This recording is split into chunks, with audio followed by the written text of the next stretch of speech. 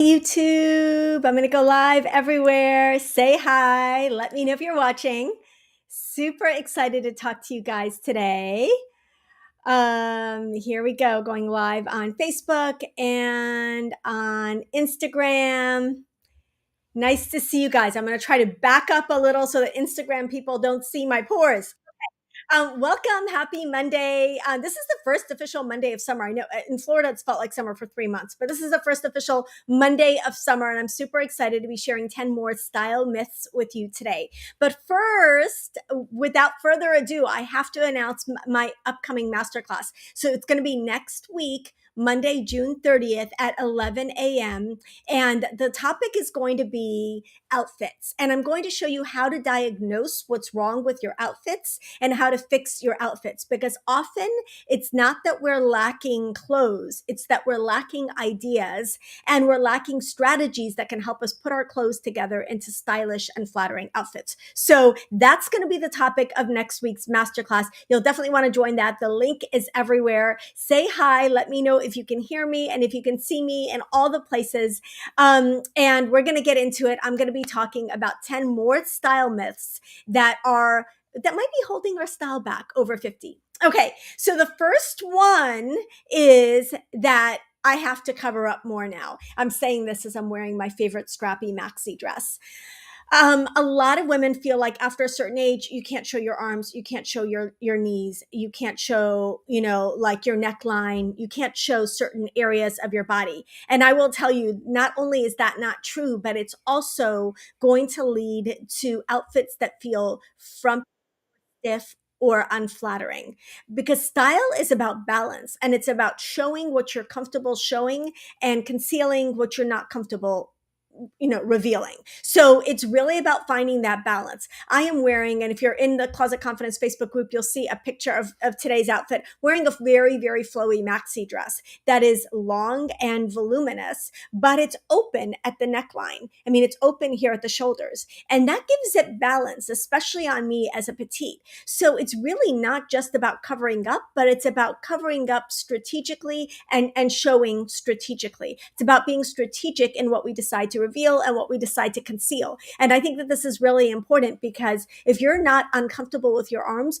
there's no reason why you should cover your arms. If you're not uncomfortable with your legs, there's no reason why you should cover your legs or your knees. Now, what is important, I think, and becomes more important as we get older, is that balance. Not only is it not modern to show everything, it's not balanced to show everything. So I feel like in the same way that we don't want to hide everything, we also don't want to reveal everything. I think that can look a little off and it can look like it lacks a little bit of harmony.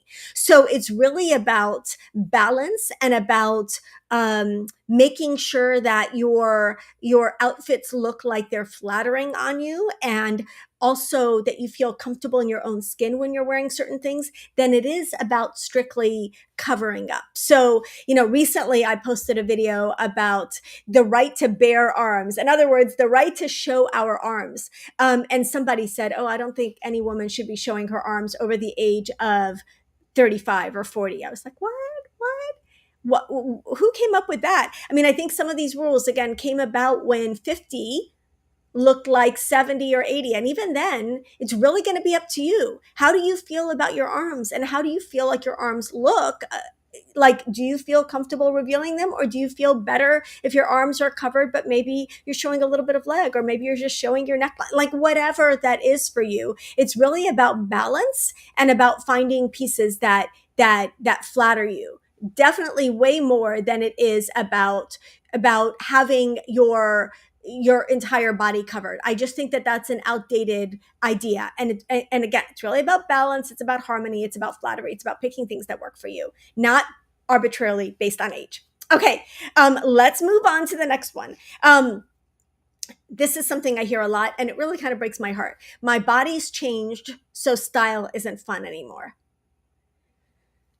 I feel this. I'm going through menopause body changes right now, and I have I have experienced the frustration of having things that used to fit me and flatter me well just not feel like they look the same on me. Like they just don't. They're just not aligning with where my body is right now. They don't fit me as well. They don't look as effortless on, they're not as flattering. But the idea that we have to throw out style because our body has changed is one that just breaks my heart, because I feel like this is a time when we need to lean into it more than ever. I mean, when we were young and we could put on a potato sack and everything looked good on us, like that wasn't where style and understanding principles of flattery and of body type really shined. Like it shines now when we need that flattery now more than ever. So style really, and these principles really are designed to flatter a changing body. And our bodies change throughout our lives, right? Our bodies change obviously in puberty and in our teen years. Our bodies change during the pregnancy phase. Our bodies change during menopause. Our bodies change later in life. So we absolutely need the principles of flattery and of harmony and of dressing our bodies for where they're at now at every stage of life. But I feel like we increasingly need them as we get older. So the right cuts, colors, and fabrics can make getting dressed fun again, even more fun than before, because you're finally doing it with purpose and not with pressure. And you're finally really leaning into what suits you. And truly, it was getting a little bit older, definitely by my mid 30s to late 30s, that made me lean into um, dressing for my body, and not just dressing for whatever was trendy or whatever was in style. So this is the time, if you've not focused on that, this is the time when these principles are going to be the most helpful to you and really help you feel cute again, help you feel like you're in control of how you're seen again, help you manage your style again. This is the time that all happens. Okay, next, trendy pieces aren't for mature women. This drives me crazy. Trendy pieces are not for mature women. I will say trendy is optional, modern is not. Now, when I talk about modern classics or modern style, I'm talking about pieces that fall within a 5 to 7, and unfortunately that window is getting increasingly shorter, but a 5 to 7 year age, like range of trends. So for example, it's been a few years now since skinny jeans were a trend, and now they no longer look modern. Yes, they may be coming back in, but for the last several years, skinny jeans have not been modern. So it's not about being, trendy in the sense that you've got to wear what's in style in June 2025, but it is about knowing the general silhouettes and general styles that are generally modern in the era that we live in. So we look like we live in the 2020s and not like we live in the 2010s. Like we don't want to be a decade behind. So modern is not optional if we want to look our best and we want to feel fresh and we want to feel flattered in our clothes. We're going to look outdated if we're not wearing modern clothes. However, trends can be optional. And so trends are really like that little seasoning that we can add to an otherwise modern wardrobe that transcends time. So a modern wardrobe should last you 5, 7, even 10 years. Trends are going to be kind of a little bit more flash in the pan. And so trends are going to be an as desired, as needed update to our wardrobes, but they should not form the foundation of our wardrobes. The general theory about this is that your wardrobe should be 70 to 80% of those modern classics or pieces that are going to transcend trends more. And then, 20 to 30% more trend driven pieces. Now that number could be much smaller for you if you're just not into trends, but trends are the type of piece that trends are the things that I think we should be diving into when we see something that speaks to our personal style. So trends are optional, but modern is not. And if a trend really speaks to your heart and makes you like the bold print trend, already aligned with my personal style. So I went hard for that trend. But the loafer trend or the menswear trend does not align with my personal style. So that's a trend that I chose to skip. So it's really about deciding which of the trends really speak to you and picking and choosing strategically. a pop of color, a bold bag, a modern silhouette. You can wear them all with balance and intention if you're taking your personal style into account. So we don't need to disregard trends. I will say that there are trends that are probably going to be less, like for example, the capri leggings worn as pants trend. There are going to be trends that we're probably going to most of us are universally just going to decide to skip. Yeah, I'm going to set this one out, right? But other trends, it's up to you. Wear them if you love them. That's the recap of that. Okay, next trend, or next myth, and this is one that drives me crazy because it's so misleading. I can't wear bold colors anymore. In some cultures, I know in Middle Eastern culture, when my mom was growing up, you wore darker colors as you got older because, it was considered more mature. We live in 2025, and your color palette should not be based on your age. Your color palette should be based on your coloring. So as you can tell, I obviously love bold colors, but bold colors work with my coloring. What colors work for your coloring? Like, that's going to be your criteria. That's going to be your sole criteria. What are the colors that flatter your coloring? I do a color analysis for every one of my clients. It's one of the very first things I do because I can't even begin to look at your wardrobe unless we know what color palette you should be working with and what colors are going to bring out your best. I will tell you, if you are intentionally choosing muted colors because you've heard somewhere that bright colors don't suit women as they age, then you may be doing yourself a disservice at the time when you need your best colors the most. So colors are only going to look too bright or garish or unflattering on women who don't suit bright colors. If bright colors work for you, you should be wearing bright colors. If pastels work for you, you should be wearing pastels. If cool colors work for you, you should be wearing cool colors. If warm colors, you get the idea. So it really, aging doesn't mean fading, and it doesn't mean that we need to be completely altering our color palette if those colors suit us. Now, I will say that certain things do happen as we age that can alter our color palette. If your hair has gone silver, your color palette is going to change. If your skin tone has softened a lot, your color palette may change. But you're not doing it based on age, you're doing it based on your coloring and what your coloring looks like right now. So bold colors and wearing color in general, colors that are your flattering colors can brighten your face, your energy, your presence. They can make you feel more confident. Good morning, everybody. The key is finding the right colors for you and not arbitrarily saying, well, now I've got to go more subtle because I'm older. Subtle colors are really actually not good on me and are going to make me look older and tireder. And nobody needs that in their life.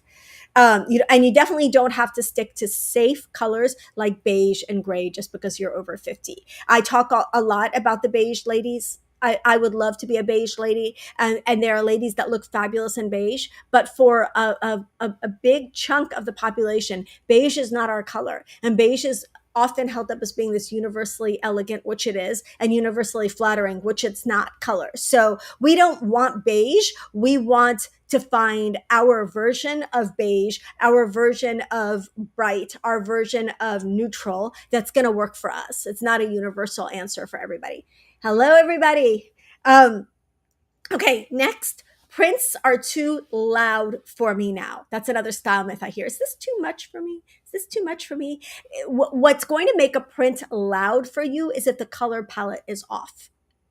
So again, as we were talking about colors, bold colors aren't too loud for you and prints aren't too loud for you if they are in your color palette. So it's not the print, it's the placement, it's the color palette, it's the scale, and it's the styling. So you look at a lot of different things when you look at prints. If something feels overpowering to you, something else about it's not the fact that it's a print that makes it not work for you. It's other details about the print. Is it the scale of the print that makes it feel like it's too loud for you? Is it the color palette that makes it feel like it's too loud for you? Is it the placement of the print or the way that you've styled it that makes it feel off for you? So there are several factors to take into account when you're looking at prints, but age is not one of them. It's going to be color palette, it's going to be scale, it's going to be personal style, and it's going to be how you put the print together into an outfit. So a print might feel too bold for you or too loud for you because you're not a loud print person or you're not a print person at all.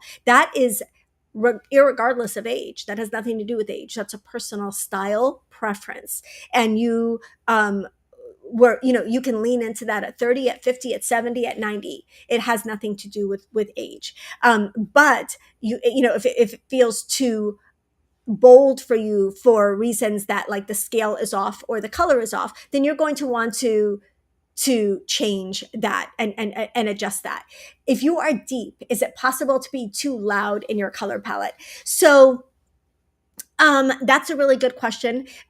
Clear is the secondary color palette for deep, and clear is the loud color palette in the sense that it features bold and bright colors. So I believe, and I have experienced with my clients, that bold and bright colors work very well on deep people. So I don't think that you can be too loud unless you feel off in it. And then you can go a little bit deeper. So deep colors are bright colors with a little bit of depth, a little bit of darkness mixed in, a little bit of black mixed in, essentially. So no, the short answer is no. You cannot be too bold as a deep lady. Thank you, thank you. A compliment about my glasses. These are bold, right? But these suit my personal style and they suit my color palette. Okay. Next is, my style is what it's always been.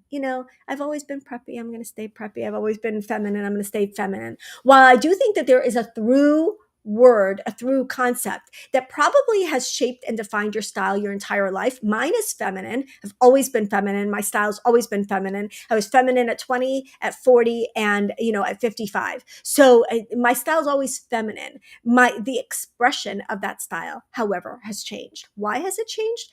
Clothes have changed. Trends have changed. I have changed. And so clinging to the past and to the way that you've always dressed can date you much more than your actual age. It can really be dating to say, oh, I'm going to dress the way I've always dressed. This is me. This is not me. And not really explore new things. You have to give your style room to evolve while at the same time staying true to you. And it's that balance. I've shared this analogy. It's the best one I can come up with. It's not brilliant, but this is the best way I can come up with it. Now, if you look at your style as a box, many of us stay just like right there in that middle of our personal style, like right in the safe spot of our personal style. What I would encourage you to do is to explore the perimeters, to explore the edges of your personal style, to push the boundaries while staying within your personal style. So for example, me with feminine style, I might try something over here that isn't what I've always worn, but is still feminine. So think about it that way. But your style should evolve as you evolve. Holding on to the same looks, the same exact looks and the same exact pieces from 20 years ago is going to keep you stuck. And it's also going to make you look out of date, which is going to be instantly aging. Update your style like you update everything else in life, your mindset. Like, we update our rooms. You may have gotten a new car. You may have gotten new throw pillows. Like we update other areas of our lives. Our style absolutely needs an update, and we can't stay stuck in our style. Now, there's a really good question here. How do you determine the right scale for a bold print? I'll do another video about prints because I know this is a topic that many of you guys have questions about. But the short answer is the motif on the print, whatever it is, the floral, the paisley, the dot, should be no bigger than the palm of your hand. So whatever that motif is, should be no bigger than the palm of your hand. So keep that in mind when you're looking at scale. If you feel like a print is too bold for you, it could be that the scale is off. Thank you. That was a really good question. Next style is superficial. And I'm going to say, just hear me out for 1 second. I have a little rant coming. Do not comment underneath a stylist's videos and talk about how style is irrelevant, superficial, and frivolous. That will be immediately deleted. If you're not interested in style, keep it moving. Go on to something else. Watch a cooking show or a football. I don't care. I don't go underneath football videos and talk about how football is stupid. I don't go underneath gaming videos and talk about how I think gaming is ho-hum and boring and whatever. Like, if you're not into style, then you're not into style. Watch something else. However, if you're into style, then I would encourage you to acknowledge, and not to just acknowledge, but to take ownership of, and to recognize in your own life that style plays a key role and how our day goes. And you can see style as being superficial if you want, but you're going to be ignoring a tool in your arsenal that can really, really impact your life. Um, so you want to you want to look at style as a tool like any other tool, any other form of self-care, taking care of your hair, taking care of your health, taking care of your energy level, feeding yourself well, mental health, spending time with friends. Style is one of many tools that we can use to to um, to make our days go better and to lift our spirits and to enhance our confidence, and also that can help us be more outwardly focused. And this is where I feel like style is the secret sauce. If you feel like you are isolating yourself a little bit, if you feel like you're lacking a little bit of confidence, if you feel like you don't put yourself out there in social situations, consider leading with style. I will tell you, we have all been there where we felt cute and we act cute and we reach out to people. We feel less than cute, we act less than cute. We don't reach out to, you know what I mean? We hold ourselves back. If you're in the grocery store in your scrubbies, like you just don't feel cute and you run into somebody, you're going to be like, oh, I hope I don't see that person. If you're in the grocery store and you feel cute, you're going to be like, hey, how are you doing? What's going on? If style was irrelevant, then we would all be naked. Oh my goodness, that is perfect. That is perfect. I love that so much. Yes, style is not irrelevant because we all have to get dressed every day. So it's not optional for us to put on clothes. So in my opinion, it makes sense to decide what those clothes are going to be, what's going to serve us the best, and how we're going to look our best in you have to get dressed anyway. You can feel cute in your clothes or you can feel not cute in your clothes. I choose to feel cute. Um, Next, I have to dress for my husband, my friends, and my kids. Um, we cannot have style by committee. It's one thing to ask for feedback, and I definitely encourage you, like, to join the Closet Confidence Facebook group to get feedback from that group, to get my feedback as your fashion friend. But it's not about everybody agreeing that this is your style. We have to dress for ourselves. The people who love us and the people who are closest to us are going to respond to us feeling really cute in our outfits. They're going to respond to our energy more than they're going to respond to the specific things that we're wearing. Now, I'm not saying if your husband is like, oh my goodness, I really, really love the way you look in red and black is not my favorite, that you're not going to take those things into account. However, we have to dress for ourselves first. Style by committee is just not going to get us the results that we want. And ultimately, at the end of the day, nobody is more affected by what you put on than you. Like, you're the one who needs to feel cute in it. When you feel like the best version of yourself, your relationships are going to improve because you feel better. Um, okay, next, this is, I see this all the time. If it doesn't look good right away, it's not for you. If it doesn't look good right away, it's not for me. Like, I cannot tell you how many women go try on clothes. Their hair isn't done. They don't have any lipstick on. Their skin is, maybe it's immediately post workout, whatever. It's a time when you just don't feel that cute. You slip on the outfit and then you look in the mirror like this.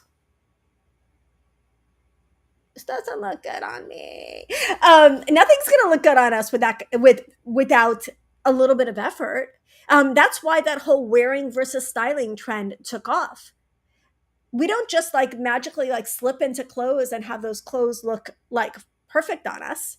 We gotta judge them. Like, you don't just throw a pillow or throw a knickknack, into your home and expect it to just like align itself perfectly and just look cute. Why should clothes do that? Like, it doesn't make sense, right? It doesn't make sense. What we want to do is we want to give anything that we're styling the best chance possible of looking good. So we want to make sure trying something new that our hair looks decent, we feel cute. You don't want to do this on a day when you're like, I feel blah and I feel bloated and I've gained 1.5 pounds and nothing looks good. Whatever. I'm joking, but like, we wait for those days when we're already not feeling cute to try things on. Those things are never going to feel and look cute. They're just not. We're not going to love the way that they look. So we want instead to be thinking about getting ourselves ready to try on clothes, and then after you put the clothes on, giving yourself an opportunity to style them. It's not going to just come. You got to zhuzh. Maybe you roll up the sleeves. Maybe you fix the neckline. Maybe you add a belt. You accessorize. You style that piece. You're not just wearing it, you're styling it. It's critical. It's a key part of looking and feeling your best in your outfits. Nobody just puts something on. I mean, there are a few pieces obviously that are going to require more styling than others. Dresses are easier to style, and one of the reasons I love them so much. But if you're putting outfits together, you're going to need to take a minute to put the outfit together. It's not going to come together on its own. Okay, the last one, I'll upgrade my style when I lose weight. Ah, this one just drives me crazy because um, it is so potentially damaging. And this is why I share all the time, don't wait to lose the weight. The body typing system that I talk about and the fashion fit formula, neither of them have anything to do with weight. We're looking at your bone structure. We're looking at the shape of the structure of your shoulders as it relates to the structure of your hips.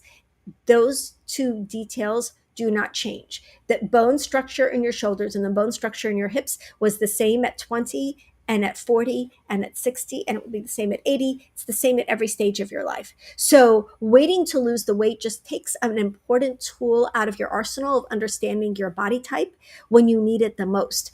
There is no time when we need body type strategies and flattery more than when we're feeling a little less than flattered in our outfits, and when we're feeling like we need that extra boost of confidence that comes from dressing for our bodies and our body type. You need that more when you are not at your goal weight than when you are at your goal weight. So why would you take something away from yourself that could be really, really helpful and really play a key role in how confident you feel in your clothes? Why would you do that to yourself? That's the first rant about that. The second perspective to take on this is that style can often be a catalyst that helps us reach other goals. And I've seen this so many times with clients. If we get your style under control, or get your style to a place where you have this daily system of getting dressed that makes you look and feel your best, other things in your life tend to fall into place. You tend to feel better in your clothes. Because you feel better in your clothes, you feel like maybe I'll make more of an effort about, eating healthy today. Maybe I will, work out. Maybe I will do whatever it is that will help you reach your goals. So if your goals are to lose weight, start with style. It can often be that little domino that helps other things fall into place. I cannot tell you how many times I've seen that. I've shared this story multiple times, but it was just such a clear story for me. And one of the earliest experiences I had with this, had a dear friend who had just had a couple of kids, and she was playing a key role in the family business of marketing for the family business. And every time I saw her, she was like in leggings or sweats. And her mother-in-law really kindly, because she was the sweetest woman, told her, if I will take the kids, if you want to take some time, go get yourself some cute clothes. And she was like, no, I don't want to buy any cute clothes until after I've lost the baby weight. And I gave her a list, and I was like, listen, just buy this. It's just a cluster or two of simple pieces that are going to mix and match and make you feel a little bit cuter right away. Then buy some cute earrings and buy some cute shoes. So she went and bought the things on the list. She came, I did not see her. This was in May. I did not see her for the entire summer. She came back in September, and she had lost a significant amount of weight. And she said that the catalyst was that she started dressing better. And because she started dressing better, she started doing her hair and makeup. And because she started doing her hair and makeup, she felt a little bit more confident and gave her a little bit more of a boost and a little bit more of an energy, like, a boost in her energy. And then because of that, she decided to focus more on eating healthy and taking care of herself. It was like she went to Old Navy and bought like 10 things, and then earrings and a couple pairs of shoes, which we know we're not going to outgrow really. So like, it's a game changer. It's a game changer. Do that for yourself. You need that support and that confidence most when you're not feeling at your best, or like when you feel like you've got weight goals to reach. Okay, so one last question. What about the Italian? So if a print, you want to look at a single motif of the print and not the whole whole print itself. So I'm happy if you guys want to share in the Facebook group, if you want to share any specific prints next to your palm, and we can take a look at that. It's a guideline, not a hard and fast rule. But if you feel like a print feels overwhelming on you, a couple of things to take into account are the color palette and the scale, and then also how you've put the print together into an outfit. So that's it. Those are 10 more style myths. Yeah, it's absolutely a game changer to start wherever you're at, wherever you're at. I would encourage you to not listen to the voices around you, except for mine, because my goal is always and only to help you bring out your best. But listen to what you think and pay attention to what you think is going to make you feel your most beautiful and your most confident during this phase of life. And when all else fails, get up every day and do this. If we pay attention to this, everything else will fall into place. If we pay attention to how our hair and makeup and this portrait area looks, everything else will fall into place. Yes, thank you so much. Someone said, Bev said, I found that being a member of your Facebook group had the same effect of motivating you to keep going. Yay. And that's what the group is for. The group is to encourage us all to put our best selves out there every day, because not all of us, many of us are not surrounded by those people every day in our regular lives. Find community, find a style sister, find someone who will hold you accountable to your goals of getting up and getting dressed and being your best self every single day. I'm here for you for all of that. Love you guys so much. Thank you so much for joining me, and I will see you. Oh, I knew I forgot something. I think I forgot to mention my outfits masterclass. Next Monday, maybe I did at the beginning. Next Monday, June 30th, 11 a.m. Eastern time. The link is everywhere. Sign up for my outfits masterclass, because truly, truly, you may already have the clothes in your wardrobe that are going to get you the style that you want. You just need to know how to fix your outfits, how to put together your outfits, how to self-diagnose your outfits so that you can put your outfits together, your clothes together into outfits that are going to make you look and feel your best. That is the secret sauce. That's what most women are missing. And we're going to cover that in next week's masterclass. So comment outfits if you can't find the link, and I will share the link with you guys. Love you so much, and I will see you in the next one. Bye. Bye, everybody.